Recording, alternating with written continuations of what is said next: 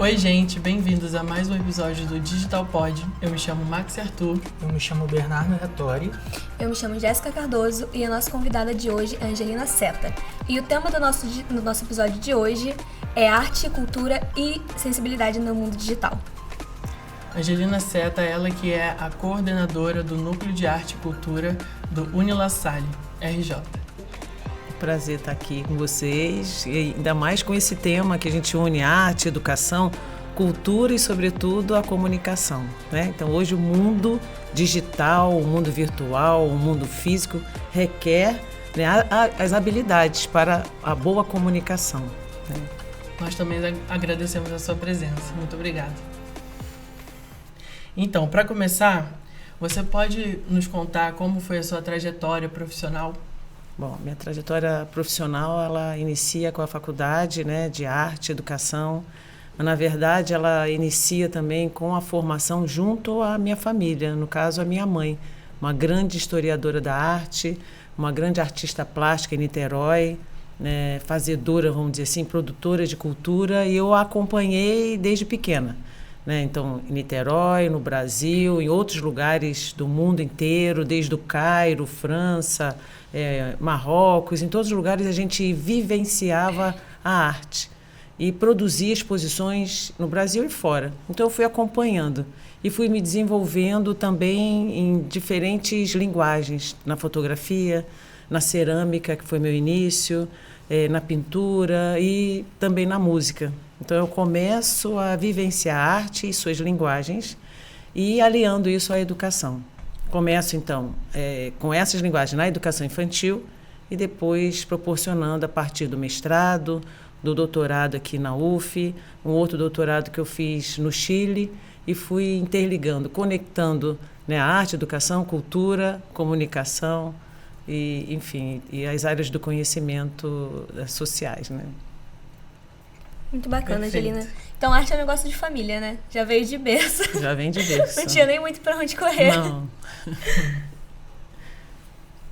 E você pode nos dar uma dica sobre como manter o nosso olhar sensível à arte num mundo tão cheio de estímulos digitais e visuais como o que a gente vive hoje?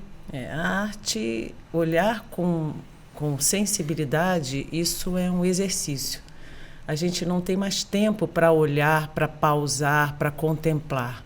O que a gente faz na Galeria LaSalle, principalmente, é educar a contemplação, né? Educar a sensibilidade, o olhar sensível, mas se baseando também na produção da ciência, conectando a produção da ciência com a arte, percebendo que o olhar sensível ela se dá por essas aproximações sucessivas, por essas analogias e ressonâncias. Isso é na arte e na ciência.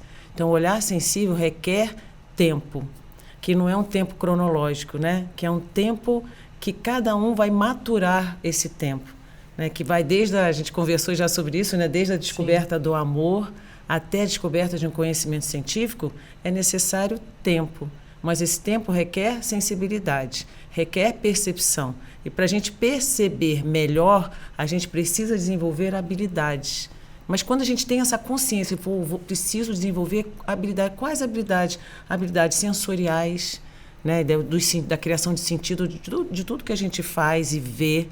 Olha, novamente, o tempo de percepção, a habilidade emocional. Dá tempo da gente se emocionar com as coisas? Está dando tempo para a gente criar esse link com a emoção, né? E a habilidade intelectiva, que vai religar os saberes.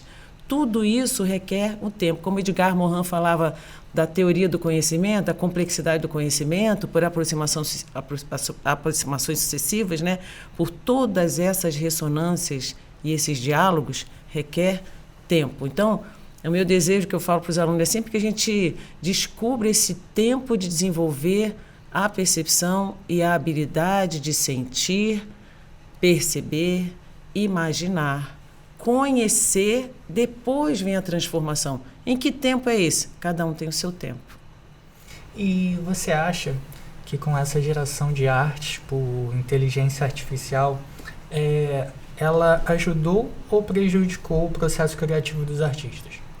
Engraçado, que eu acho que não é... A gente fala sempre que a tecnologia é uma vilã né? Mas ela não é nem vilã e nem inspiradora. A gente precisa, na verdade, ampliar essas possibilidades. Aí eu volto a falar o que eu estava comentando, né? Do perceber, imaginar, criar, requer o tempo. Então, mesmo a tecnologia, né? A inteligência artificial, por exemplo, ela provoca novos olhares, novas perguntas. Sim. Então, para a gente desenvolver sensibilidade, a gente requer também desenvolver, incitar novas interpretações e novas perguntas.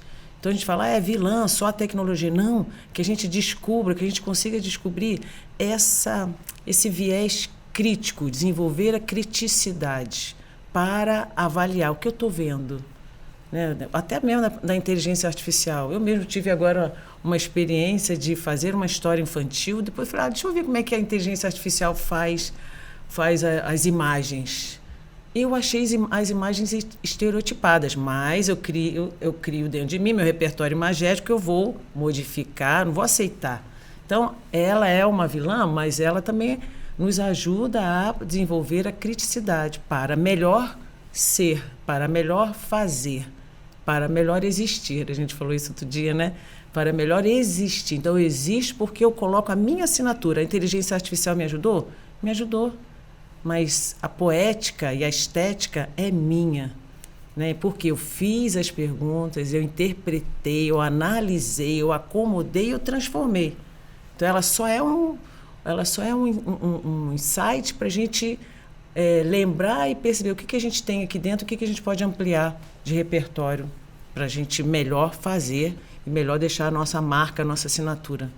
Como um texto, como uma pintura, como Picasso, Michelangelo, todos eles têm a sua assinatura. Qual é a minha? O que eu vou deixar? Qual é o meu legado? Né? É o que eu vejo, é o que eu faço, é o que eu manipulo, são as conexões que eu realizo. Tudo isso deixa a nossa assinatura, que é um patrimônio, que a gente fala que é o bem comum, nosso, meu. E a gente precisa ter consciência disso, do que a gente está deixando, escrevendo, assinalando, pintando, escrevendo, né? E registrando. É esse registro que é a nossa assinatura, que é eterna. Essas novas tecnologias, elas estão permitindo que a gente desenvolva, né, uma nova forma de olhar a arte e de consumir a arte. Eu também acho que é tudo muito novo, né? Então a gente fica um pouco assustado de que a inteligência artificial vai acabar com a arte, vai acabar com isso, vai acabar com aquilo, mas na verdade eu acho que não vai acabar. É o que você falou, a gente vai transformar, né? Isso. Tanto a nossa produção de arte quanto a nossa visão sobre a arte e a forma como nós consumimos arte. Justamente. Mas no final a ideia original sai partir de você, né? Pois é. Então, saber interpretar, saber colocar, saber essa devolutiva que a inteligência artificial me dá, porque vocês sabem que elas acontecem de acordo com o contexto no qual nós vivemos. A inteligência artificial ela faz isso com a gente, né? Ela não vai buscar o contexto de outro país, de outra comunidade. Não, é o nosso. Então, prestemos atenção. Há estereótipos que não são tão legais, né? Disse, então, a gente criando critérios. E a gente vai perceber também que a arte, a gente desenvolvendo e exercitando essa potência da arte em sensações de vida, na verdade, a gente vai começar a decodificar, que é a grande chave, a gente analisar a imagem, decodificá-la, né? Parti-la, vamos dizer assim, e depois transformá-la. Em quê? Em maior repertório para mim mesma. Né? A arte faz isso com a gente, mas é um exercício. Por isso a gente precisa desenvolver essas habilidades, mas para isso eu preciso ter acesso a todas as linguagens da arte. Não é uma, nem duas, são todas as linguagens. Né? O Amálio Pinheiro, professor da USP, dizia que cruzar linguagens aumenta a capacidade do cérebro de pensar, porque nosso cérebro, na verdade, ele é intersemiótico. Então, a gente precisa ter acesso às diferentes linguagens. Aí eu tenho o meu repertório ampliado, né? Aí o meu mundo cresce e eu vou saber analisar a imagem, criar outras novas imagens. A comunicação vive disso, né? Se eu não tiver essa comunicabilidade efetiva através da imagem, da palavra ou a junção delas, né? Eu não vou criar sentido. E sem sentido, não tem vida. Porque é um complemento um do outro, né? Justamente. É bem importante essa troca para a gente ter um complemento e... Mas a gente precisa ter essa consciência. Sim. Consciência. E, de novo, a arte e a ciência, ela vem do além do óbvio. É óbvio que isso, mas o que mais? O que mais eu posso acrescentar? Né? Então, aquele olhar divergente desde o início, né? Quando, por exemplo, o Monet vislumbra aquela incidência da luz e transforma, e pesquisa, e vai atrás da Catedral de Rouen, por exemplo, alugando um quartinho na frente da catedral e verificando de manhã, de tarde, de noite, de manhã, de ficar mais de 40 vezes. Ele fez, o que é isso? Isso é o olhar além do óbvio. Isso é criação de novas imagens a partir da minha observação da arte, que, na verdade, ela tem sua ciência, né, que a gente fala da estética, que é a ciência do que é sensível. Lembra de a estesia, né? Como é diferente de anestesia do que estesia, né? Então, a sensibilidade, né, nos faz perceber melhor. E aí a gente precisa de silêncios. A gente precisa achar, né, silêncios para criar. Mas tem gente que cria, que caos criativo. A gente precisa de silêncios. Então, a pausa, ela é necessária. Você vê um mundo de imagem, um mundo de coisa. Peraí, cadê a minha assinatura? Cadê a minha poética? Né? O meu estilo. Eu tenho estilo. A gente reconhece os grandes, né, propagandistas. Esse foi fulano que fez. Como arte. Esse é o estilo. É o esteio, como falo, né, da planta ali. É o esteio. Qual é o meu? Já tem a marca registrada dele. A minha marca. Isso aí foi a Angelina que falou. Isso aí foi fulano que fez. Isso é muito lindo. Quando tem a gente cara acha, da pessoa. Né? Eu fico muito feliz quando falo, essa curadoria de Angelina, por quê? Porque eu coloco no meu texto, eu coloco na minha organização, na minha composição, não sei nem se vocês vão perguntar isso, mas eu tenho maior cuidado. Curar, né? Curadoria requer esse cuidado, vem dessa palavra. É o cuidado que eu tenho na hora de montar, qual é a conexão que eu faço entre as obras. Percebam o espaço de respiro entre uma e outra, que é o tempo de pausa. Nunca coloco obras juntinhas. Vocês vão ver em todos os lugares que eu faço curadoria, as minhas obras são, né, eu pesquiso sobre o artista, depois eu vou buscar elementos que auxiliam nessa interseção, que é a característica da obra contemporânea hoje, é essa interligação, tanto com a natureza quanto com a conexão com as pessoas, com outros olhares, né?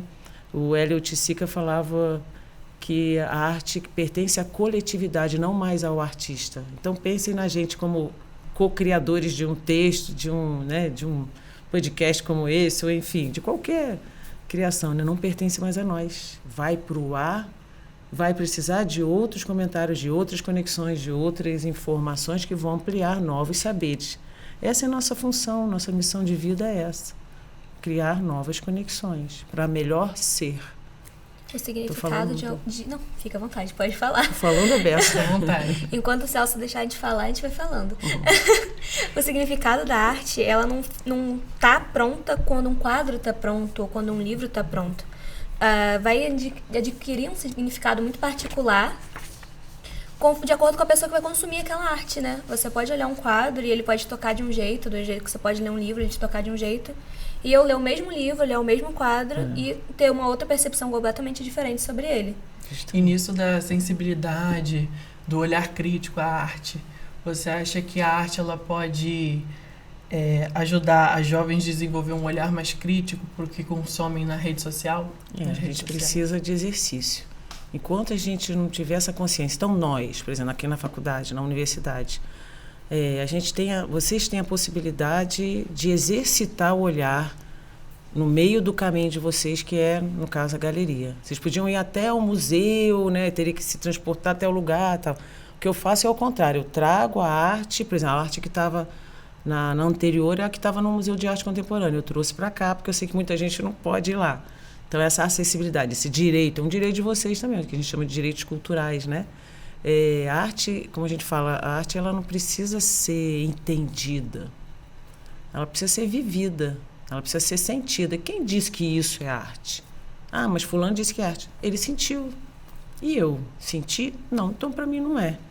A gente tem que ter essa consciência e essa tranquilidade de quando a gente vai a uma Bienal Internacional. Eu fui montadora da Bienal Internacional em São Paulo, em 98, eu trazia, mediava as exposições, aquele momento de impacto do público quando via, por exemplo, aquela árvore feita de arame farpado com moscas e espelhos. O primeiro impacto é, meu Deus, isso é arte? Depois a gente vai mediando a olhar, né, os símbolos que trazem o arame, que tem a farpa, que quando você vê no espelho aparece o seu rosto, todo farpado com mosca. O que aquilo quer dizer? Que arte de hoje é essa que faz essa interação com a gente? Usa elementos, né, da natureza, de diferentes materiais, diferentes suportes.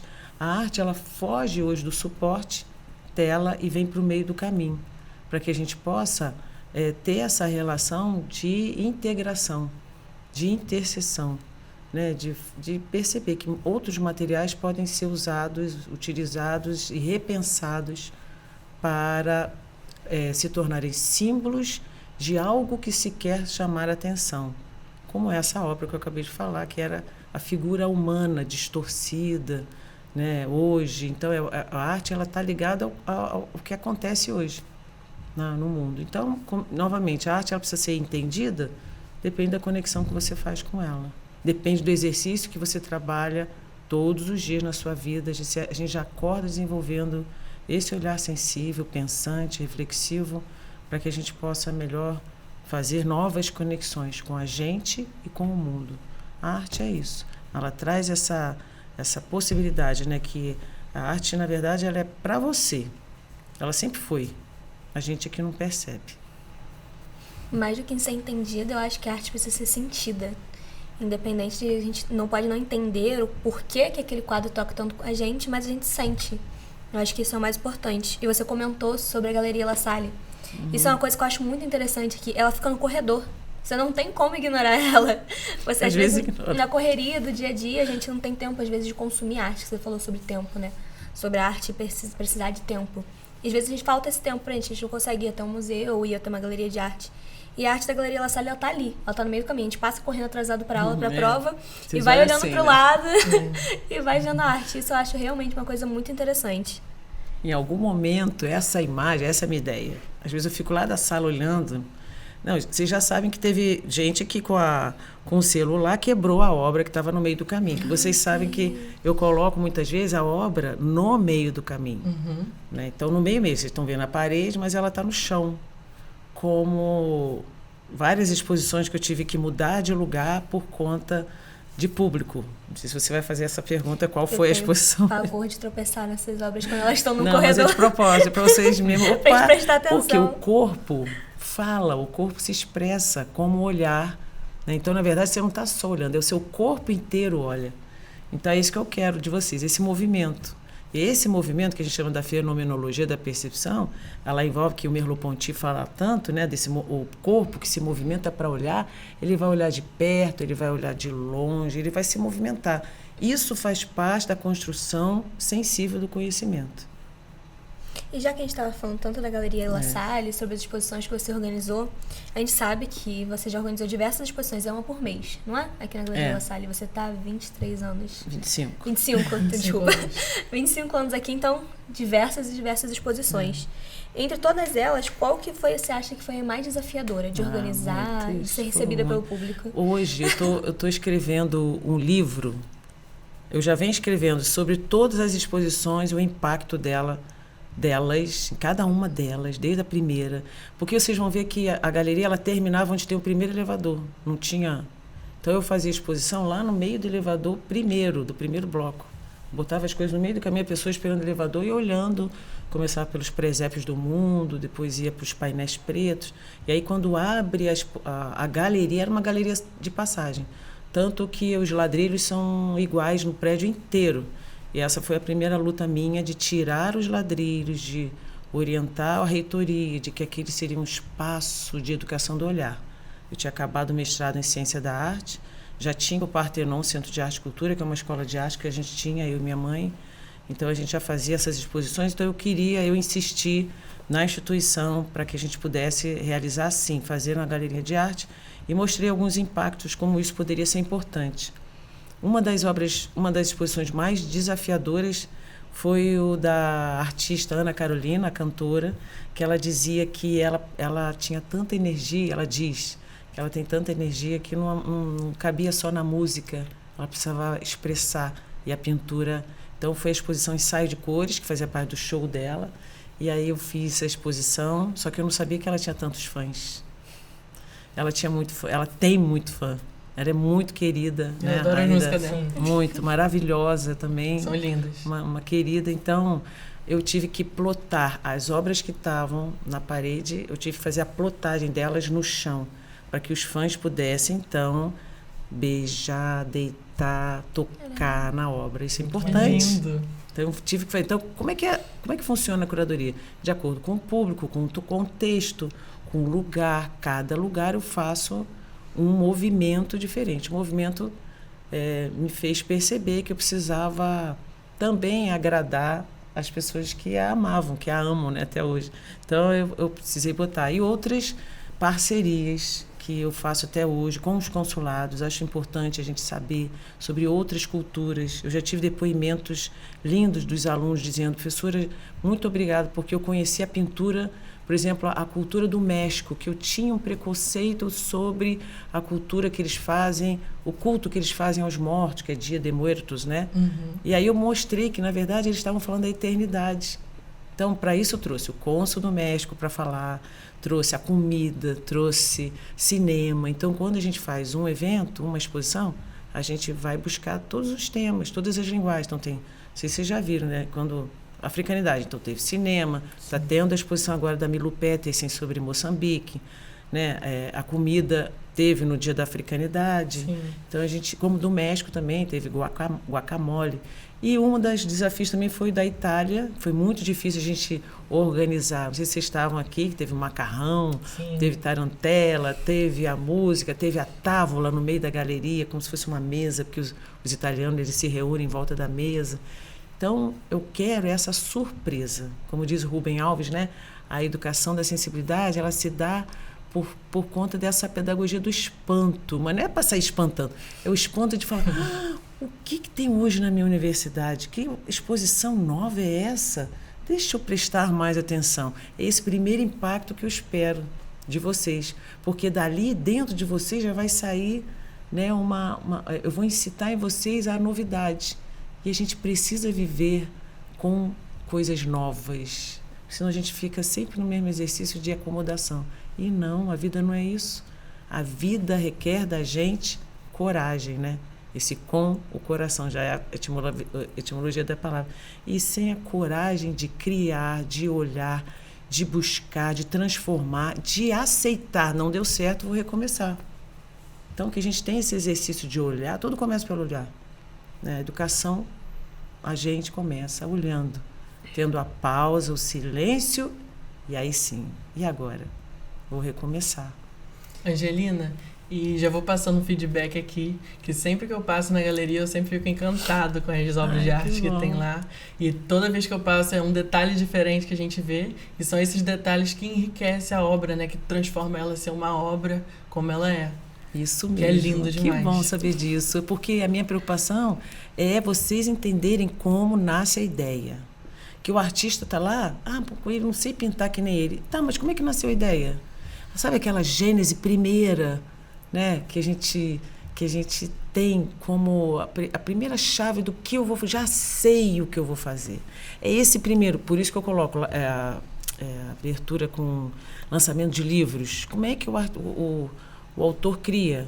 Eu preciso que vocês entendam e sintam como nasce uma ideia. A ideia na arte e na ciência. Como que nasce? E como é que eu aperfeiçoo? E como que eu insisto nela? Persisto. Né? Tanto a arte quanto a ciência, como eu falei de Monet, que persistiu na incidência da luz, como Thomas Edison, que persistiu, né, na invenção da lâmpada, por exemplo, mais de 4.000 vezes, como Newton, que insistiu na decomposição da luz, né, como Vasarely, que falou da decomposição dos quadrados e retângulos, que hoje é a precursora da op art. Isso nasceu como? Através da insistência, do olhar sensível. Então, o olhar sensível é na arte, na ciência, na vida e no cotidiano. Como você percebe a cultura digital influenciando nessa produção de arte? Como eu falei para vocês, a cultura digital, a gente não pode colocá-la como uma vilã. a gente precisa exercitar o olhar para melhor decodificá-la, melhor interpretá-la. Mas para isso eu preciso desenvolver em mim criticidade. A cultura digital, ela é importantíssima. Hoje é a nossa chave, nossa conexão, né? Sim. Mas como chegar nela com um olhar já crítico? Não aceitar, né, de qualquer modo, né? Assim, vamos dizer. Mas eu preciso que a cultura digital esteja atrelada ao meu cotidiano, mas sabendo que eu preciso deixar a minha assinatura também. Então, eu preciso exercitar o olhar, exercitar essas possibilidades de decodificar, né, para melhor conhecer. E conhecer para melhor sentir. E sentir para melhor transformar. Hoje em dia o nosso consumo está muito passivo, né? Eu acho que as redes sociais despertaram isso na gente, a gente acaba se acomodando. Nosso consumo de arte, de tudo, a gente está acostumado a ficar o tempo todo rolando o dedo na tela e sem nem muito processar sobre aquilo que a gente está vendo. Às vezes a gente acaba de ver um post e a gente não sabe nem sobre o que é. Então acho que é muito importante a gente estar sempre com esse olhar crítico, atento, porque senão a gente se acomoda e passam horas e a gente consumindo milhões de conteúdos e nenhum deles agregam de verdade, a gente só está acomodado. Justamente. Ali no hábito vicioso, né?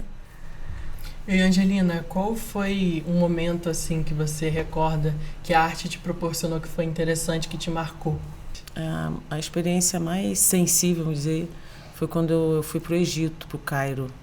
E lá a gente fez o curso de egiptologia, de arqueologia, e eu pude ver como a gente está interconectado, né? Mesmo uma cultura tão diferente, quando a gente acredita nessa potência da arte, da não verbalização, mas sobretudo das conexões, das conexões sensíveis que fazemos com outra cultura, que foi muito diferente, que no início foi muito difícil, né? Tanto da língua quanto de modos, né? De atitudes, de cultura, enfim. Foi difícil, mas assim, eu estava com a minha mãe, lógico, e de lá a gente fez as primeiras conexões de arte, cultura e ciência. Então, dali surgiu, a gente trouxe, vamos dizer assim, a gente trouxe essa conexão para o Brasil, daqui nós fizemos a arte egípcia e de lá nós voltamos para fazer a arte brasileira no Cairo. Então, foi o início de grandes conexões que fizemos. Eu era nova, tanto que na ocasião quiseram me trocar por 10 camelos, isso é verdade. Meu Deus. Mas é a cultura deles. Sim. Então, minha mãe deu uma aula de cultura para dizer, não, lá no Brasil, as mulheres... Enfim, eu sempre conto essas histórias para os meus alunos, eles gostam de saber, de ouvir e ver como é que a cultura do outro... A gente precisa entender a diversidade cultural, ela é tão importante para o gênero humano quanto a diversidade biológica é para a natureza. E rica, né? E quando a gente entende que a diversidade cultural é importante, sem a diversidade cultural não tem inovação, como é que nasce o novo? Por meio das diferenças. E são essas diferenças que a gente precisa entender. Não é entender, porque eu preciso entender, porque tem que... Não, precisa senti-la como sua parte do seu repertório. Lindo. Então é isso. Bom, infelizmente, Angelina, que a gente gostaria de continuar falando com você aqui a tarde toda, mas não podemos. Então, infelizmente, o episódio de hoje está acabando. Gostaria muito de agradecer a sua presença aqui, por você disponibilizar um tempinho para estar aqui conversando com a gente. A gente sabe que a sua agenda é muito apertada. Não, mas quando vocês me chamaram, foi um prazer receber você aqui. Foi um prazer. Eu que agradeço a oportunidade e a gente está junto, conectado na vida. Isso aí. Obrigada. Muito obrigado a vocês que assistiram até aqui e fiquem atentos aos próximos episódios. A próxima temporada. Próxima temporada, exatamente. Então é isso, gente. Tchau, tchau. Tchau, tchau.